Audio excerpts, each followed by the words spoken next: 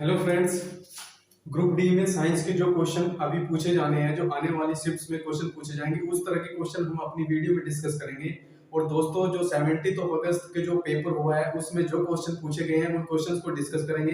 और दोस्तों, हमारे क्वेश्चन ऐसे रहेंगे जो साइंस में बिल्कुल कुछ अलग क्वेश्चन होंगे, जो मतलब आने वाले एग्जाम में और प्रीवियस ईयर पेपर में पूछे जा चुके हैं, उस तरह के क्वेश्चन है।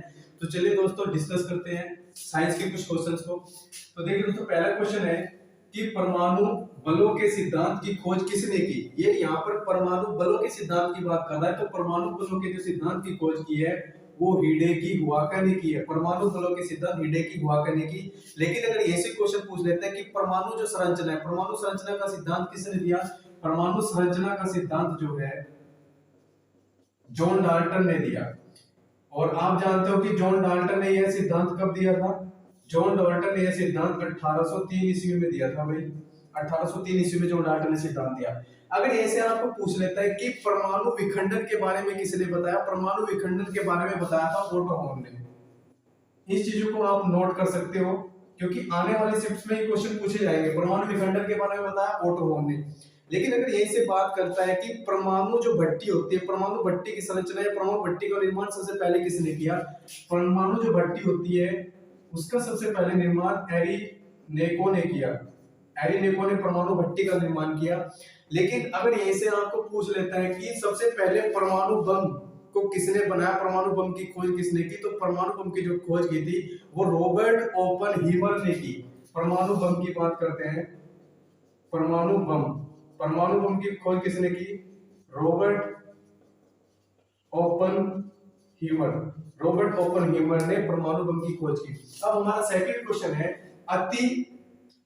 क्वेश्चन है वायु में ध्वनि के वेग से अधिक चाल से यात्रा करने वाली वस्तु को क्या कहा जाता है।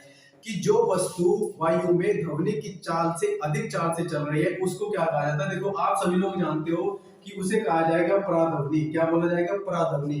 क्योंकि जो हम कहते हैं कि मैक नंबर, आप सभी ने पढ़ा होगा कि मैक नंबर 1, अगर मैक नंबर 1 से किसी वस्तु की चाल कम है तो उसे हम बोलते हैं सबसोनिक।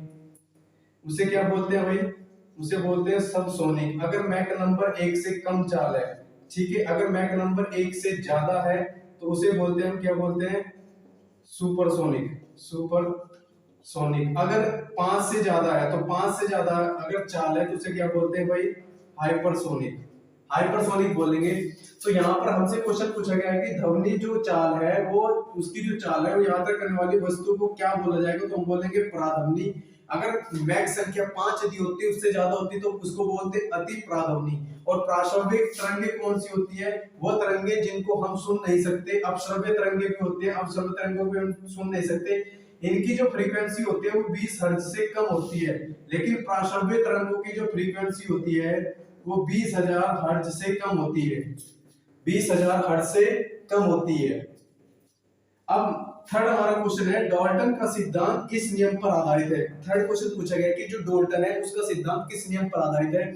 तो देखिए दोस्तों, डाल्टन का नियम द्रव्यमान संरक्षण के नियम पर आधारित नहीं है, गति के संरक्षण के नियम पर नहीं आधारित है, क्योंकि हमारा केमिस्ट्री से जुड़ा हुआ है और ये रासायनिक संयोजन से संबंधित है। डाल्टन का सिद्धांत रासायनिक संयोजन से संबंधित है। और मैंने आपको बता दें कि डाल्टन ने अपना सिद्धांत कब दिया था, 1803 में दिया था। और जब डाल्टन ने अपना परमाणु सिद्धांत दिया था तो डाल्टन ने कहा था कि परमाणु एक ऐसी कण होता है जो अविभाज्य होता है, जिसको आगे विभाजित नहीं किया जा सकता। यह सिद्धांत किसने दिया था, डाल्टन ने दिया था। ठीक है। और नेक्स्ट हमारा क्वेश्चन है, मेंडलीव की आवर्त सारणी में तालिका में निकल से पहले दिखाई देता है कि निकल से पहले की जो मेंडलीव की आवर्त सारणी है। देखो दोस्तों, हमें पता है कि मेंडलीव की आवर्त सारणी 1869 में आई थी। और मेंडलीव की आवर्त सारणी, जब मेंडलीव ने अपनी आवर्त सारणी दी तब तक 63 तत्वों की खोज हो चुकी थी।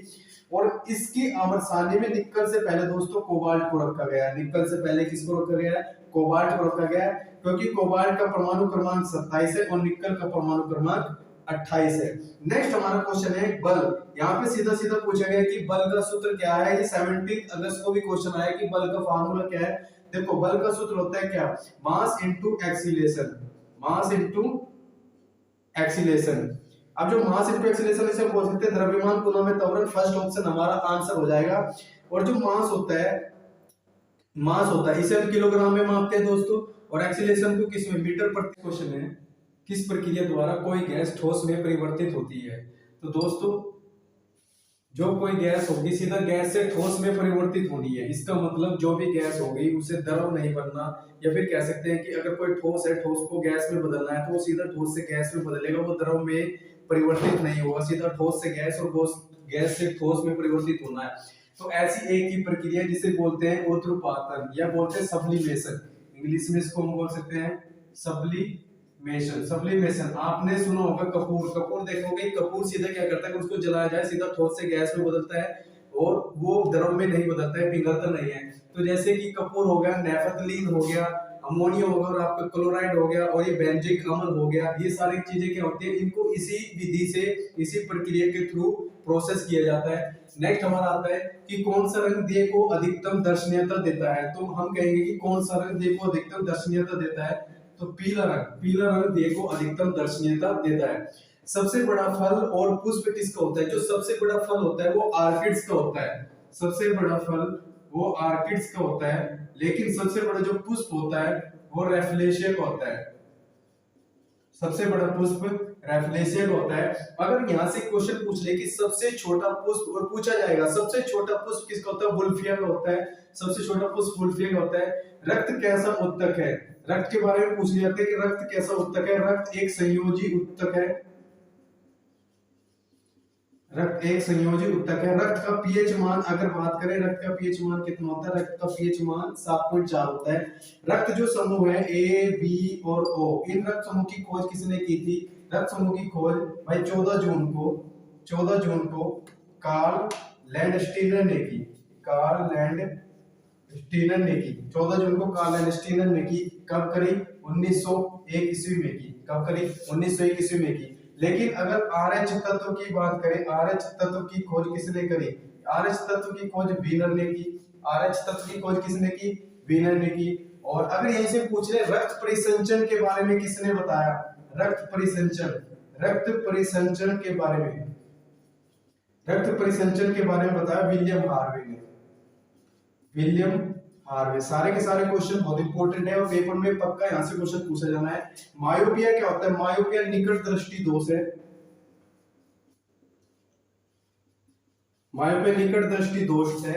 और निकट दृष्टि दोष को किसी से दूर किया जाता है, कौन से लेंस का उपयोग करके, निकट दृष्टि दोष को उपयोग किया जाता है अवतल लेंस का उपयोग करके, और दूर दृष्टि दोष को दूर किया जाता है उत्तल लेंस का उपयोग करके। तो ये बात याद रखेंगे दोस्तों। आत्महत्या की थैली कहा जाता है, आत्महत्या की थैली कहा जाता है, हमारी कोशिका के अंदर पाया जाता है लाइसोसोम, लाइसोसोम को कहा जाता है आत्महत्या की थैली।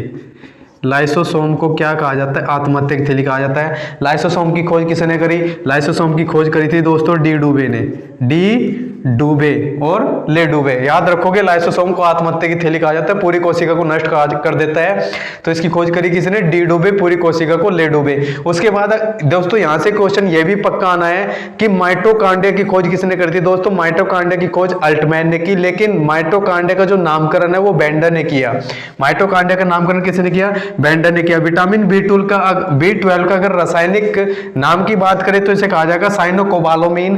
विटामिन B12 को क्या कहा जाएगा, साइनोकोबालामिन। और विटामिन B12 में कौन सा पदार्थ पाया जाएगा, तो इसमें कहेंगे कि हम इसमें कोबाल्ट पाया जाता है, कोबाल्ट। विटामिन B12 के अंदर क्या पाया जाता है भाई, कोबाल्ट पाया जाता है।